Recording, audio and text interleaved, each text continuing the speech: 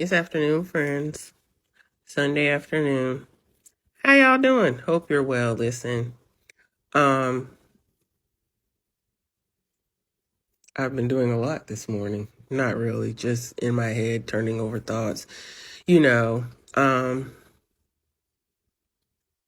thinking about my grandparents, thinking about relationship, thinking about how there's an instruction and a blueprint and an outline for everything that we encounter in life.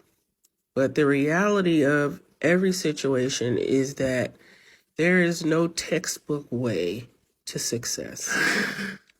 You truly have to define success for yourself. Now, I find great pride in saying that my grandfather was a gangster and my grandmother was a number runner. The stories that I have heard, the stories that were told, but in my time when I was growing up, I just know that my grandparents were always there for me. My grandmother was the Sunday school teacher. My grandmother had the gum.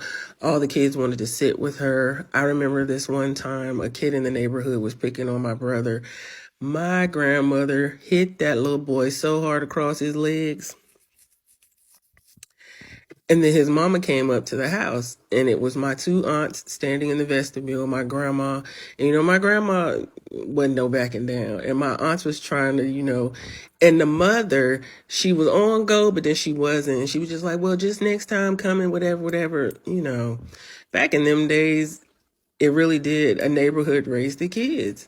My grandfather, in his later years, he went to church every day, but for the most part, he was the person that picked the people up, dropped them off, and did whatever. But there's no doubt in my mind how much my grandparents loved each other. My grandparents loved other people. My grandparents loved God. My grandfather would always tell me that I had no need to worry because he had worried enough for all of us. And I know the times in life where my grandfather was a worrier. I also know the time in life when my grandfather reached that point where it was like, it is what it is. We've got to reach that point where it is what it is. And you're very intentional and purposeful. This is what it is. This is what it's going to be.